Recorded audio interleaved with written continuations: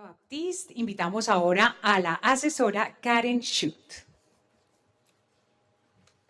Bueno, muy buenos días a todos ustedes. En primera instancia, excusas por parte del señor viceministro Roberto Esmeral ante compromisos surgidos de última hora, pero pues aquí estamos presentes para hablar sobre los retos en la transición energética desde la óptica de los compromisos adquiridos internacionalmente a nivel ambiental.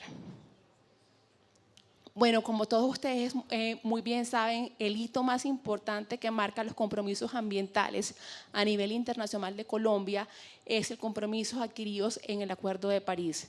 Básicamente allí cada país definió unas metas, las metas NDC o contribución nacionalmente determinante, mediante la cual Colombia se comprometió a reducir las emisiones de gases de efecto invernadero en un 20%, y en un 30% con base en la cooperación internacional.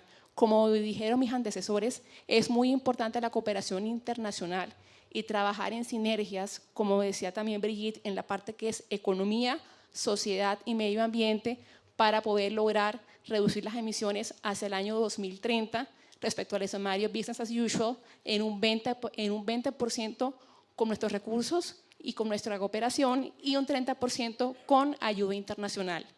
En el margen derecho podemos ver básicamente unos inductores que básicamente consisten en medidas de adaptación o de resiliencia al cambio climático. Y gran parte de esta meta de reducción del 20% se fijó con base en elementos inductores asociados a la adaptación o resiliencia por parte de nuestro país para poder lograr reducir dichas emisiones. Entre los insumos o entre los elementos inductores para alcanzar esta meta están el uso eficiente de los recursos naturales, la inversión en infraestructura, la innovación, creo que aquí hace falta ciencia y tecnología, igual comunicaciones, y la transformación del sector productivo, en donde evidentemente es muy importante tener economías energéticas que sean competitivas y sostenibles con el medio ambiente. Me devuelvo otra vez en esta gráfica, y aquí es muy importante que sepamos que básicamente el cambio climático impacta en un 0.5% el PIB de nuestra economía anualmente. Y eso lo podemos ver como, por ejemplo, que si continuamos con esta senda creciente de cambio climático, sectores tan importantes como por ejemplo el sector transporte, el sector agricultura y pesca, inciden básicamente en disminución de consumos, cierre de vías, en un aproximadamente, en el sector transporte hay un 5.9% de tiempo de cierre en las vías ocasionadas por el cambio climático, un 1.6% de reducción en la pesca, todo esto originado por el cambio climático, que incide en la disminución del PIB. ¿Qué estamos haciendo por parte del Ministerio de Medio Ambiente y como país para poder cumplir con los compromisos del Acuerdo de París? Básicamente tenemos la ley 1844 que ratifica el compromiso adquirido por parte de nuestro país, Colombia, para reducir en un 20% las emisiones de gases de efecto invernadero. Tenemos también la ley de cambio climático, que fue expedida el año pasado y básicamente tiene un enfoque muy importante desde el punto de vista sectorial, la contribución de todos los sectores para reducir las emisiones de gases de efecto invernadero, e igualmente también la contribución de los territorios. Aquí es muy importante esa simbiosis o ese entrelace que hay entre los territorios y entre los diferentes sectores para contribuir a disminuir las emisiones de gases de efecto invernadero. Aquí tenemos en este cuadro básicamente cuáles son las líneas estratégicas en la ley de cambio climático para poder contribuir a la reducción de gases. Tenemos el desarrollo rural bajo en carbono y resiliente al clima, el desarrollo urbano, las estrategias y políticas son totalmente diferentes. Aquí tenemos temas de ciudades inteligentes y sostenibles, el desarrollo minero energético bajo en carbono resiliente al clima, el desarrollo de una infraestructura baja en carbono y resiliente al clima, y el manejo y la conservación de los ecosistemas. Entonces, básicamente estas son las 5 líneas estratégicas en las cuales está basado la ley de cambio climático, con un enfoque, como les dije, sectorial y territorial, en donde el sector público-privado, en donde el sector minero energético tiene una apuesta muy importante para reducir las emisiones de gases de efecto invernadero. También tenemos, entre otras de las estrategias, la estrategia colombiana baja en carbono. Básicamente allí está direccionada a cumplir con los compromisos del cuatrienio de reducir las emisiones de gases de efecto invernadero en 36 millones de toneladas de CO2 equivalentes, y en donde evidentemente la implicación de sectores privados, la sociedad civil y públicos son importantes. Y otra de las medidas que también estamos adoptando para cumplir con estos compromisos son los instrumentos económicos de precios al carbono y hacer un debido monitoreo, seguimiento y verificación respecto a la línea base, cuánto estamos reduciendo por sectores en gases de efecto invernadero. Adicionalmente, esto también están otras políticas que se han venido adaptando y que aquí no incluí, como por ejemplo el tema de la política de calidad del aire, la estrategia de crecimiento verde, los objetivos de desarrollo sostenible, que todos ellos conducen a que podamos cumplir esta meta de reducir el 20% hacia el año 2030. Creo que ustedes, esta es la más actualizada que tenemos de fuente del IDEAM, que reporta cuáles eran sus emisiones de gases de efecto invernadero por sector.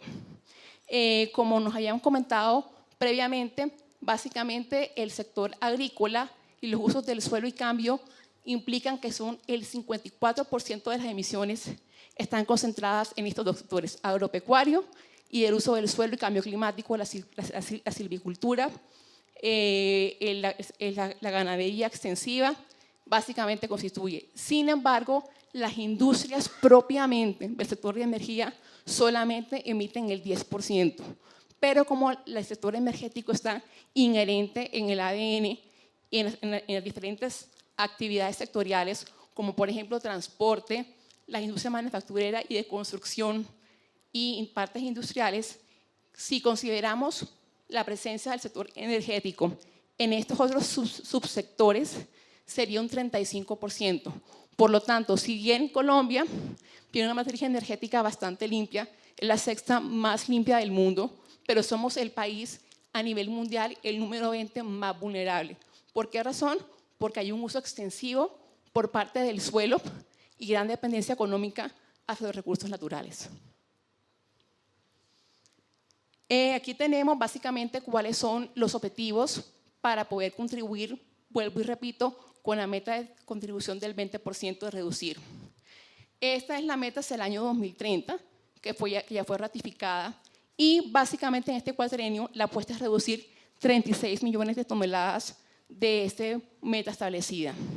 Y en el Plan Nacional de Desarrollo, cada ministerio o cada subsector tiene básicamente algún tipo de línea estratégica de acción para poder cumplir con dichos lineamientos.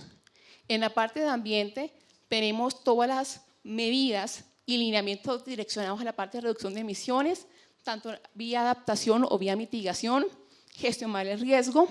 En la parte de minas y energía, energías renovables y eficiencia energética, que es la gran apuesta y que diría yo que básicamente digamos que la energía más inteligente, porque depende de nuestros consumos y de nuestros hábitos.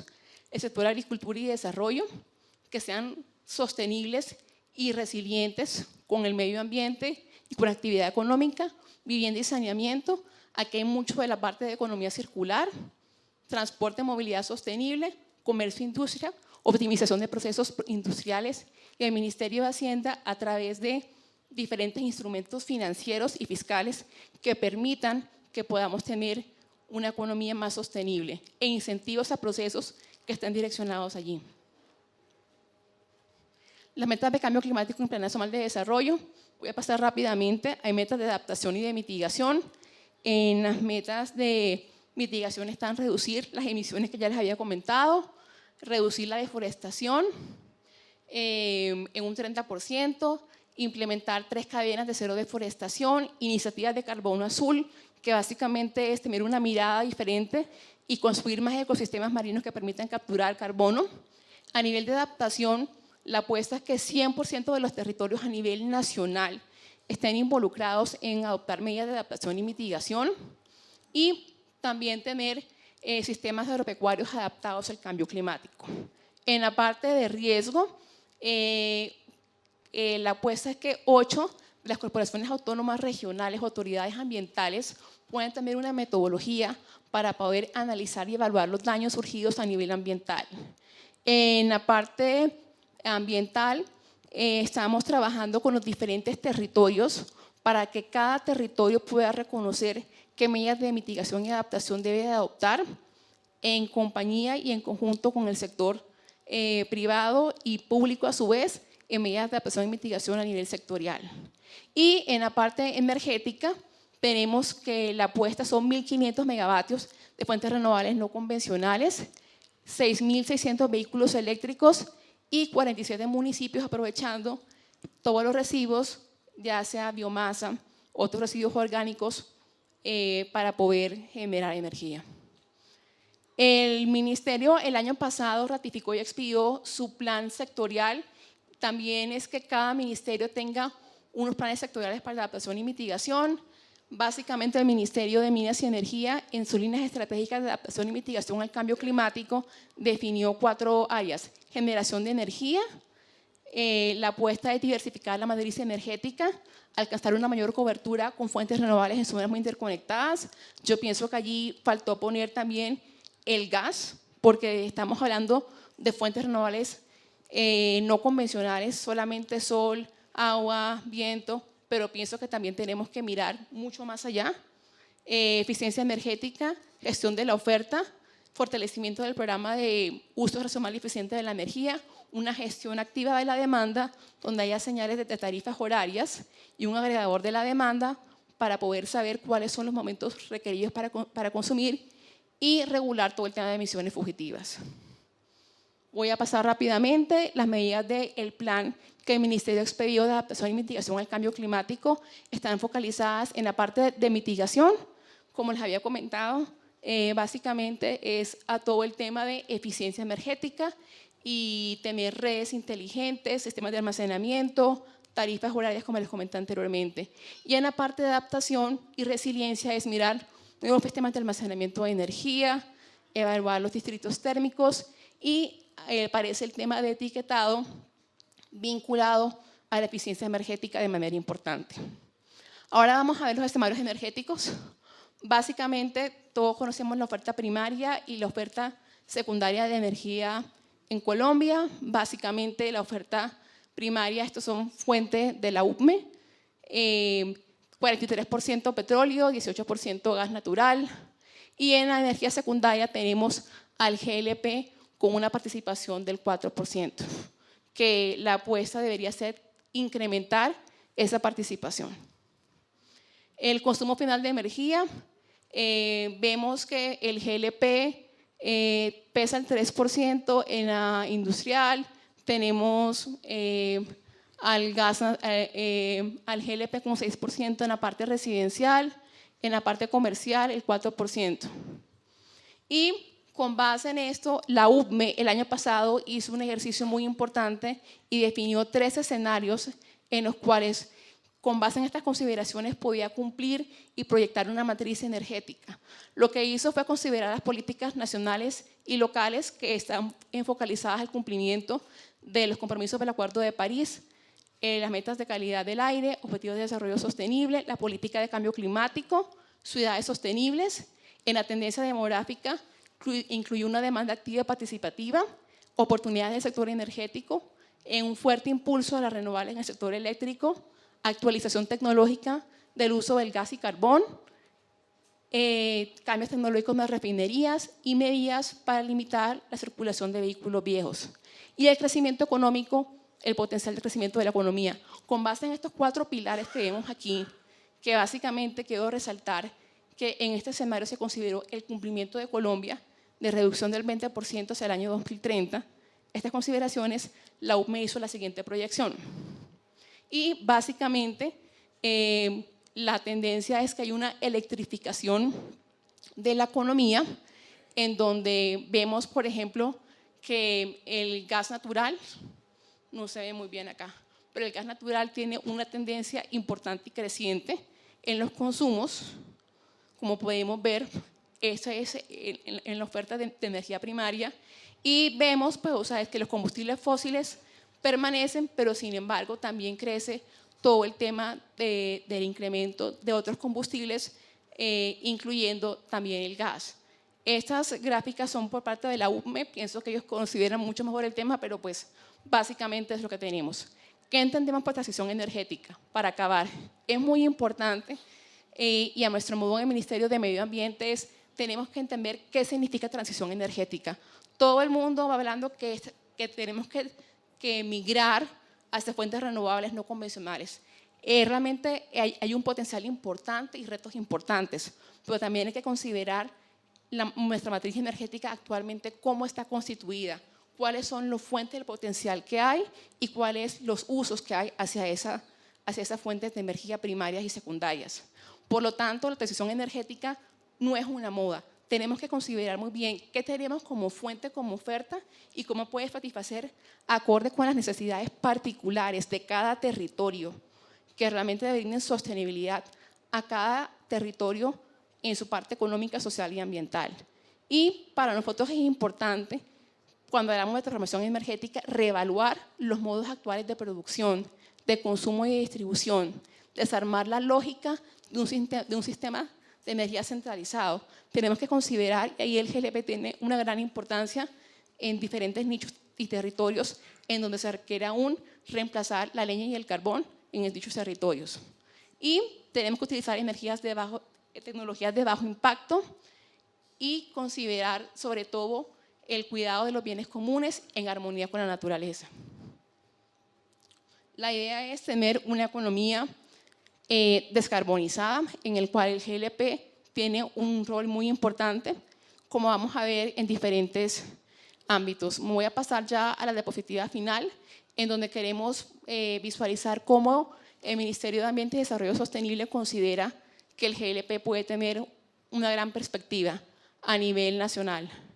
Evidentemente, pues, el GLP consideramos que tiene una importancia en la disminución del uso de la leña y el carbón. De los 900,000 usuarios que aún utilizan leña y carbón en el país, hay un potencial, siempre y cuando la CREC dé señales importantes en la parte de subsidios, de poder por lo menos que 200,000 de esos usuarios tengan acceso vía GLP al servicio de cobertura de energía. En la parte de zonas muy interconectadas, tiene un rol muy importante, así como en las zonas rurales. Es importante porque así evitamos la deforestación, la tala de bosques y definitivamente cumple con nuestro objetivo. Perdón. En la parte motor, el GLP o autogás es el más usado en el mundo. No contiene ni azufre ni plomo y pocas emisiones de carbono y contribuye a la reducción de la contaminación urbana, pero sobre todo a la calidad del aire, que es fundamental. Y aquí pienso que tenemos que ser más agresivos, innovadores y también revisar la oportunidad que tiene el GLP en el transporte marítimo, que todavía no se ha explotado, pero puede ser una gran oportunidad por parte del GLP. En el Ministerio también estamos revisando un poquito más, miramos también hacia los océanos, hacia los mares, y evidentemente la utilización de este combustible sería muy importante a nivel de transporte fluvial y marítimo. Y finalmente consideramos que también el GLP tiene una oportunidad muy importante, como ocurrió en la reciente subasta de cargo por confiabilidad, y es en la generación de energía eléctrica, logrando sustituir combustibles fósiles líquidos como el diésel, y que hay una gran oportunidad. Adicionalmente a esto también hay otra gran oportunidad en la parte de agricultura, que deberíamos también de mirar a través de la ciencia, tecnología e innovación diferentes oportunidades para poder hallar en el GLP un combustible que sea competitivo, que de hecho pues ya lo es en términos de costos por los costos asociados a su infraestructura, que son bastante competitivos, pero también amigable con el medio ambiente, y en la transformación energética, partir de la matriz energética que tenemos actualmente y hacer ese cruce que Brigitte nos mostraba entre la oferta y la demanda. No es porque esté de moda estar en tacones, no. Aquí la idea es considerar la matriz energética actual que tenemos y hacer una migración considerando los recursos que hay y que sean compatibles y armónicos con el medio ambiente.